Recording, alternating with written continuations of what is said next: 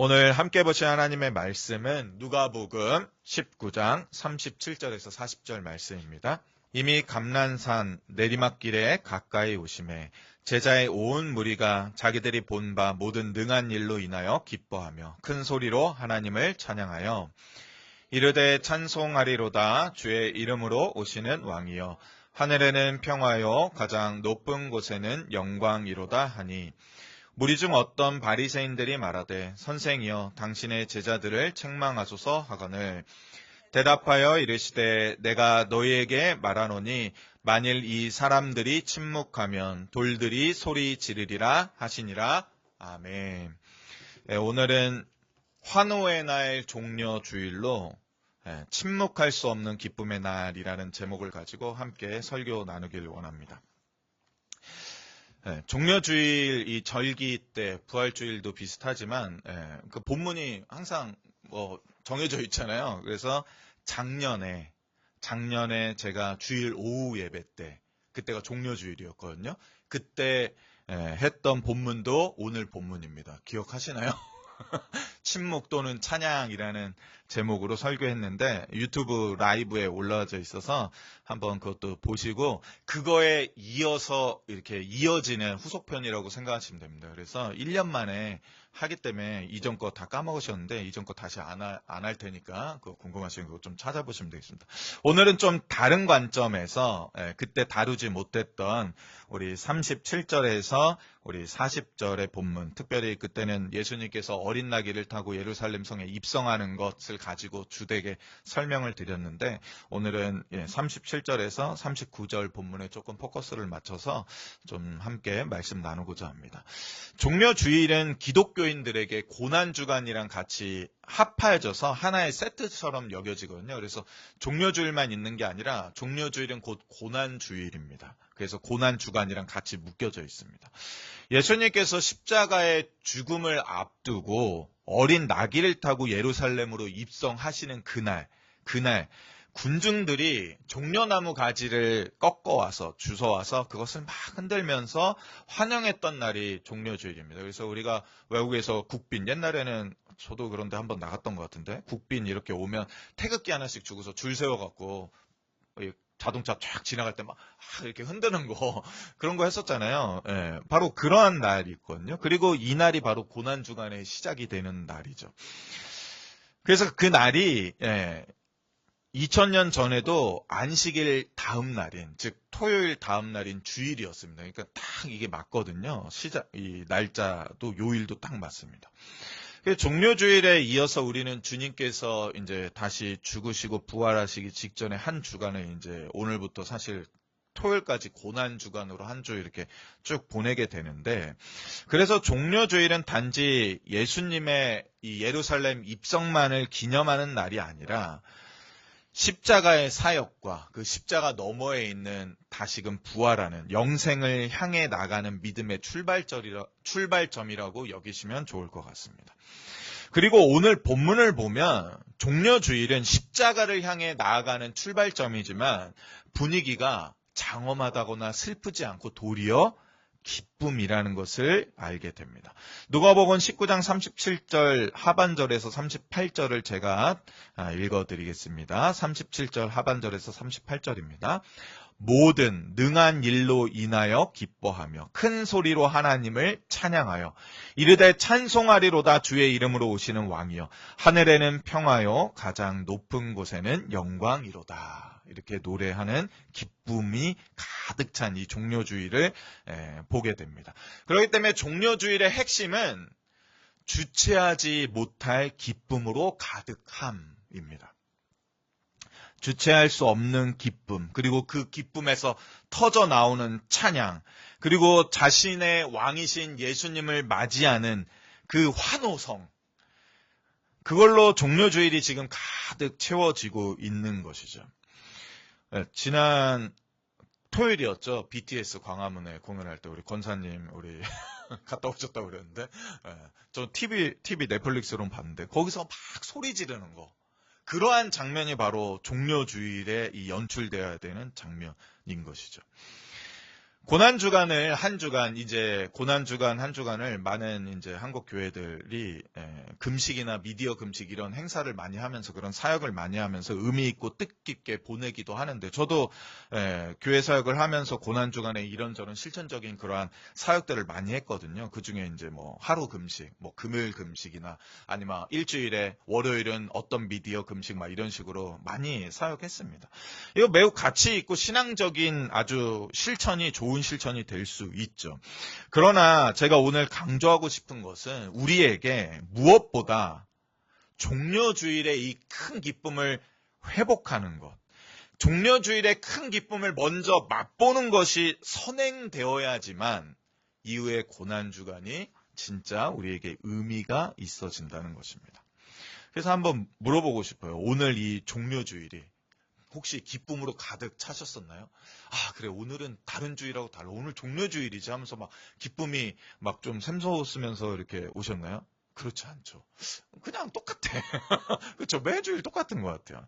저는 2000년 전 첫 종려주일의 그 기쁨, 그들이 불렀던 그 환호성, 기쁨에 겨워서 주체하지 못해서 꽥꽥 소리 지르면서 아하! 막 이랬던 그 기쁨을 일부라도 같이 좀 맛보기를 원합니다. 제자의 온 무리가 주체하지 못하는 기쁨 가운데 큰 소리로 찬양하며 노래하며 크게 소리 질렀던 것처럼 그러한 기쁨을 우리도 오늘 조금이라도 좀 회복하는 시간이 되기를 간절히 소원함으로 이 말씀을 좀 준비했거든요. 누가가 남긴 오늘 본문을 통해서 우리 모두가 이 기쁨을 다시 맛볼 수 있다고 저는 확신합니다. 그들의 이 큰 기쁨을 다시 회복해 나가는 이 방법이 오늘 누가복음 본문에 있습니다. 첫 번째는 기쁨의 근원이 주님께 있다는 것입니다. 우리의 기쁨의 근원이 주님의 능력에 있다라고 누가는 우리에게 알려주고 있습니다. 너무나 당연한 얘기죠. 37절에서 제자의 온 무리가 기뻐한 이유가 바로 그것인데, 그들이 지금까지 예수님을 통하여서 본 바, 하나님의 능력, 주님의 능한 일들을 그들의 기쁨으로 삼았다는 것입니다. 즉, 그리스도인이 누리는 기쁨은 나 자신에게서 나오는 것이 아니라, 누군가 나와 관계된 이들의 잘됨에서 나오는 것이 아니라, 또는 상황이 변하고 내가 원하는 방향대로 상황이 펼쳐져 가기 때문이 아니라, 그리스도인의 참된 기쁨, 예수의 제자로서 누리는 그 기쁨은 오직 예수님께서 행하신 그 능한 일들, 주님의 권능, 주님의 구원의 행위, 즉 우리를 구원하신 그 놀라운 구원의 행위에서 비롯되는 기쁨이라는 것입니다. 기쁨의 샘은 우리 자신에게 있지 않음을 그래서 인정해야 하는 것입니다. 내 형편에 있지도 아니하고 오늘 내 감정이나 내가 느끼는 그러한 상황에 있지도 않다는 것입니다. 우리 주님께서 어떤 분이신지 아는 것, 그분이 어떤 능력을 가지신 분인지 다시금 되새겨보는 것, 그분이 나를 위해 지금까지 어떠한 일을 내 인생 가운데 이뤄 가셨는지를 다시 한번 깨닫고 돌이켜봄으로써 그것이 나의 기쁨의 근원이 된다는 사실을 오늘 이 종려주일에 다시 한번 깨달았으면 좋겠습니다. 능한 일이라는 것은 이제 헬라어로 두나미스거든요. 좀 많이 들어보셨죠? 두나미스 찬양팀, 두나미스 이런 게 많았거든요. 즉 오직 주님께서 행하신 능한 일, 그 두나미스, 그분의 힘과 그분의 파워, 그분의 권능에 다시금 초점을 맞추는 종려주일이 되어야 한다는 것입니다.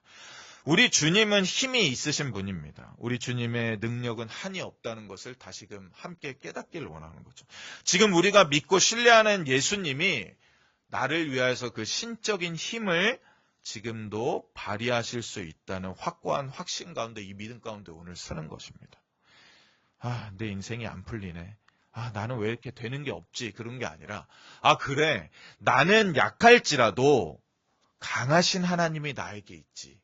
다시 그 믿음을 확실하게 붙잡는 것입니다.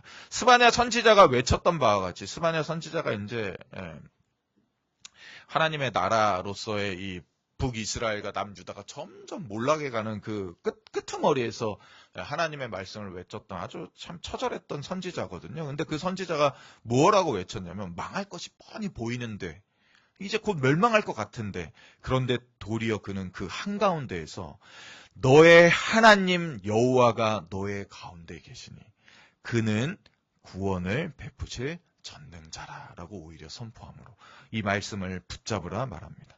그러니 오늘부터라도 다시금 거울 앞에 설 때 이 말씀을 외치는 겁니다.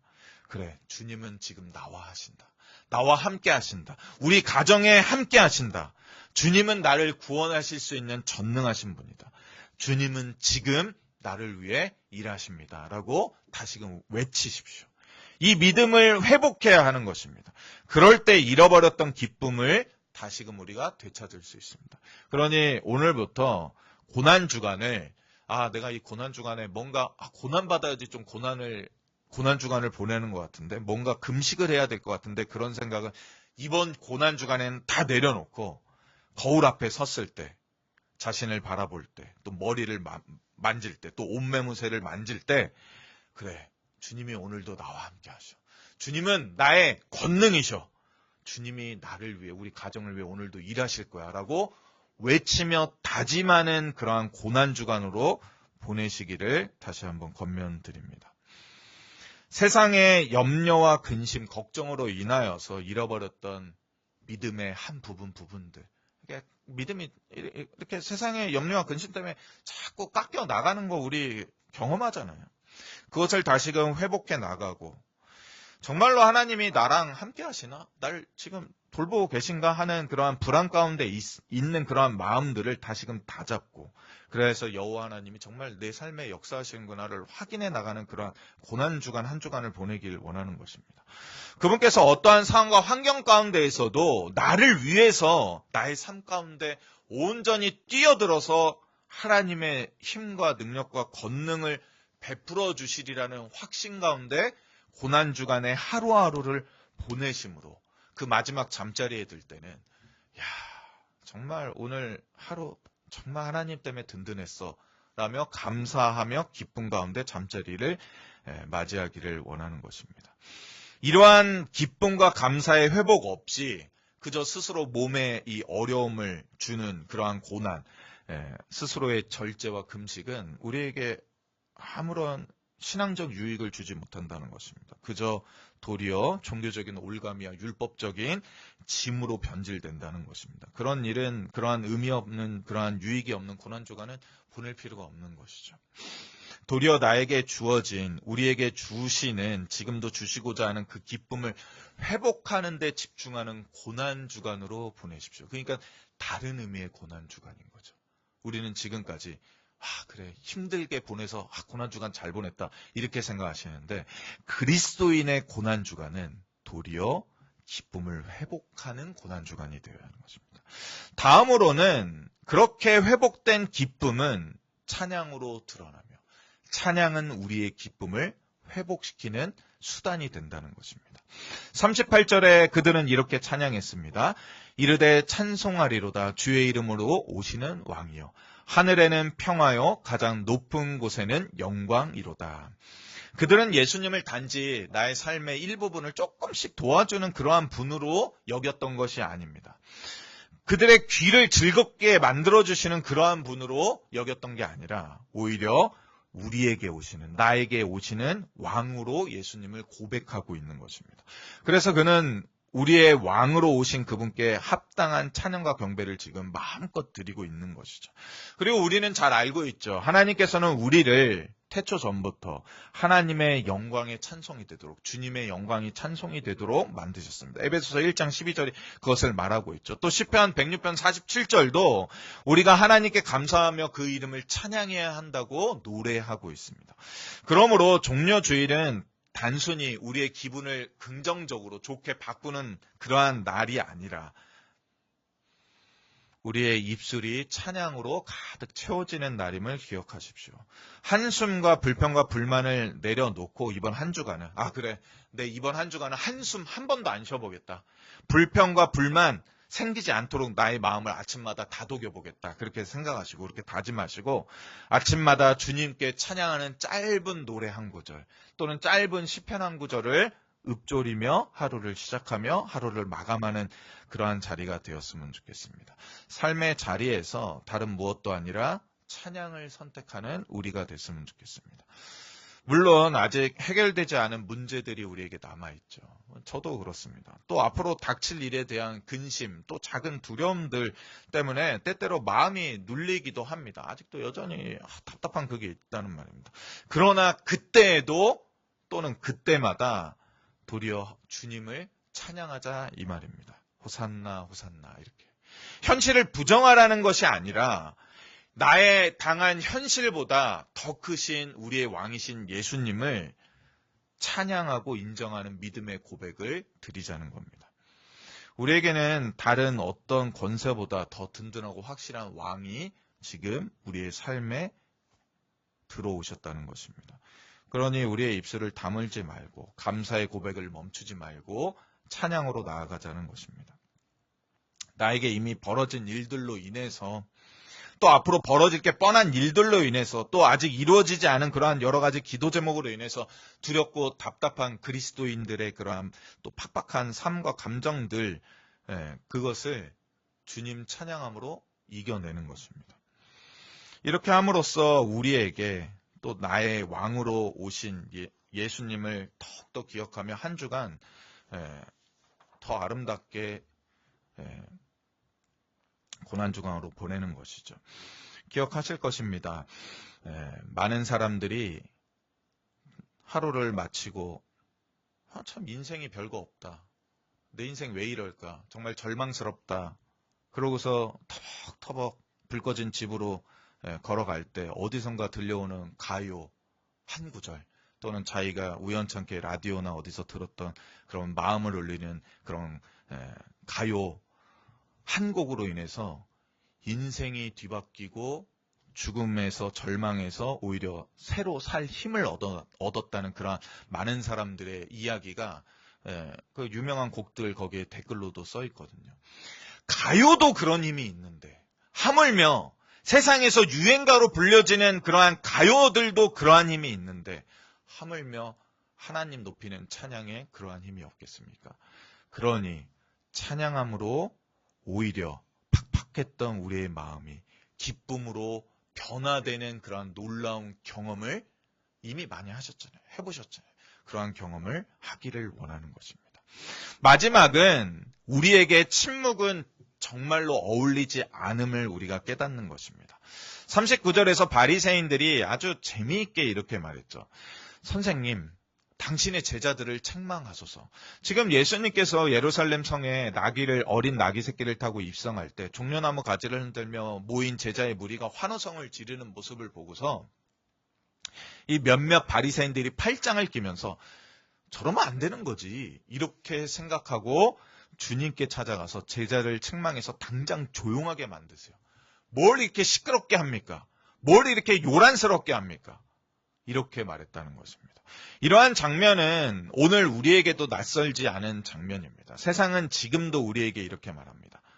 신앙생활 뭘 그렇게 요란스럽게 하냐?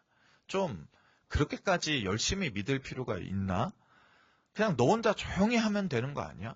왜 이렇게 교회 생활을 과하게 해? 저도 군대 갔을 때 수요 예배도 가고 주일 예배도 가니까 그 선임 분대장이 너 교회 가려고 군대 왔어? 그만 가. 저는 꿋꿋이 갔어요. 저의 삶의 군대 생활의 유일한 낙이었기 때문에. 세상은 지금도 우리에게 그렇게 말합니다. 뭘 그렇게 유난을 떨 필요 있어? 아니 왜 매주일 가?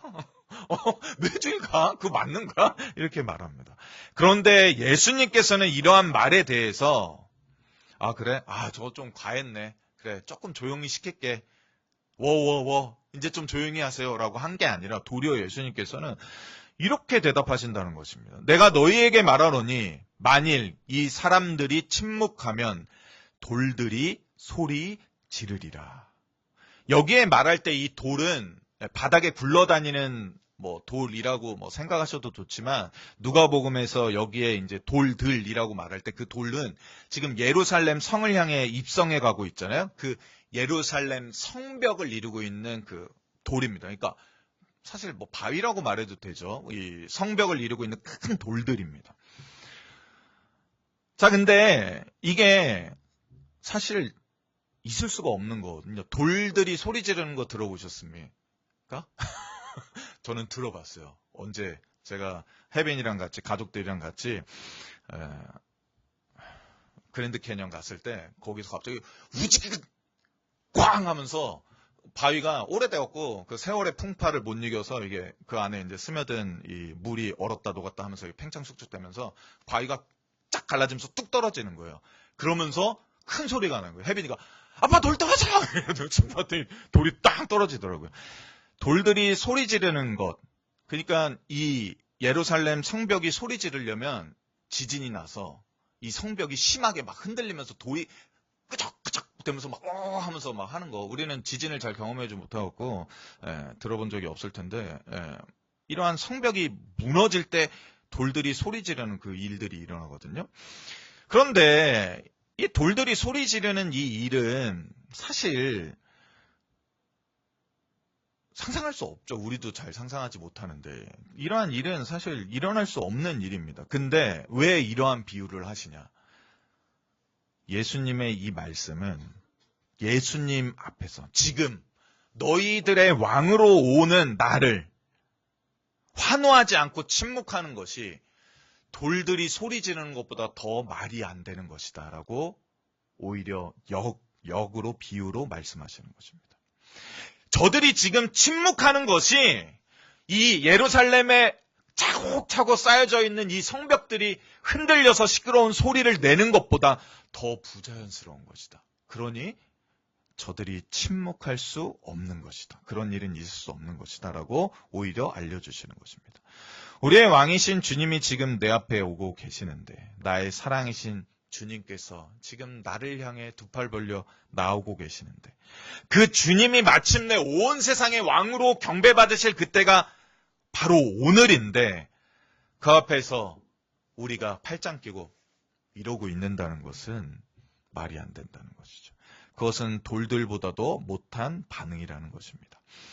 우리 아내 되시는 분들 드라마나 뭐 이런 데 많이 나온 대사기도 하는데 아휴 내가 남편이랑 얘기하면 차라리 벽을 보고 얘기하지.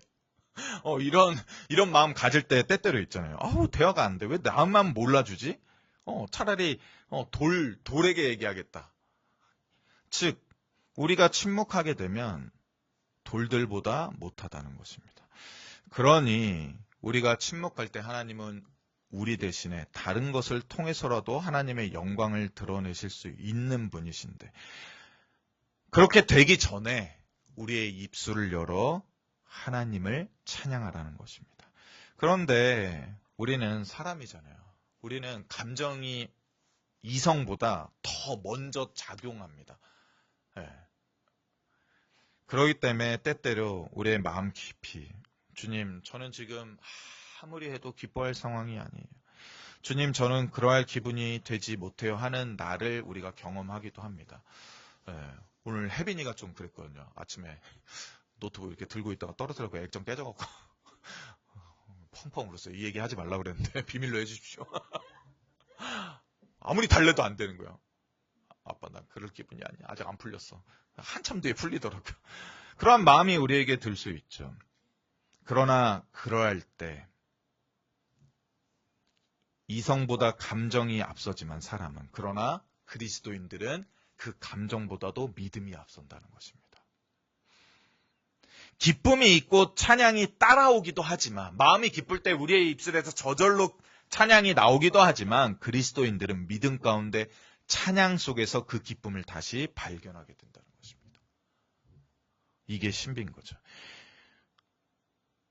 그러니 돌보다 못한 그리스도인이 되기보다는 입을 열어 어느 순간에도 주님을 높이자 이 말입니다. 그것이 이번 고난 한 주간에 늘상 있었으면 좋겠습니다. 우리의 찬양이, 우리의 예배가, 우리의 감사가 끊이지 않는 고난 주간 한 주간을 보내길 원하는 것입니다. 누군가 우리에게 해코지를 하고 어문 말을 하고 우리의 기분을 나쁘게 할 때조차도 호산나, 호산나 갑자기 왜 저래? 하는 말을 들을 정도로 그렇게 우리가 찬양하기를 멈추지 말았으면 좋겠습니다. 오늘 종료주의를 지나서 이제 고난주간 한 주간으로 들어가면서 제가 말씀드렸던 이 세 가지를 꼭 붙잡았으면 좋겠습니다. 첫째는 기쁨의 근원을 내가 아니라 주님께 두는 것입니다. 나의 상황이 아니라, 내가 지금 오늘 느끼는 감정과 기분이 아니라, 그것이 아무것도 아니라는 것이 아니라 기쁨의 근원을 주님이 행하시는 능한 일에 두십시오. 두 번째는 찬양으로 그냥 항상 한 주를, 하루를 시작하면 좋겠습니다. 일어나자마자 그냥 찬양 한 곡 정해놓고, 또는 찬송가 하나 정해놓고 그냥 무작정 찬양으로 하루를, 이 한 주를 보내십시오. 불평과 한숨이 나오기 전에 먼저 아이고 하나님이라고 차라리 그렇게 기도하는, 호소하는 말을 내뱉길 원합니다. 마지막 세 번째로 침묵하지 않기를 원합니다. 세상이 조용하라 하더라도, 신앙생활 적당히 해, 믿음생활 적당히 해 라고 하더라도 돌들이 소리 지르기 전에 우리의 입술로 하나님을 찬양하기를 원하는 것입니다. 그리스도인들에게 고난주간은 슬픔으로 견디는 시간이 아닌 것입니다. 종료주일의 기쁨 위에 십자가의 사랑을 더 깊이 바라보며, 그래, 저 사랑을 내가 받고 있지, 그러한 회복을 누리는 시간입니다. 그리고 그 기쁨으로 고난주간 한 주간을 살아가고 마침내 부활주일을 맞이하는 것입니다. 종료주일이 침묵의 날이 아니라 주체할 수 없는 환호의 날임을, 기쁨의 날임을 매년 그래서 앞으로 기억하시면 좋겠고, 종료주일은 주님께서 지금 우리의 왕으로 친히 우리의 삶 한가운데 뛰어들어 오시는 날임을 기억하고, 우리의 왕 앞에서 함께 기뻐하고 함께 찬양하고 함께 감사하는 시간으로 보냈으면 좋겠습니다. 그리고 우리의 입술이 열려져 우리에게 주시는 기쁨이 회복됨을 바라보고, 찬양이 살아나 우리의 인생을 뒤바꾸는 그러한 놀라운 체험을 하고, 그리고 왕이신 주님이 지금 나의 삶과 함께 하시는구나를 매일매일의 삶에서 체험하는 그러한 한 주간으로 보내길 간절히 축원드립니다. 이것이 행복이라오. 하나님의 자녀로 살아가는 것, 이것이 행복이라오.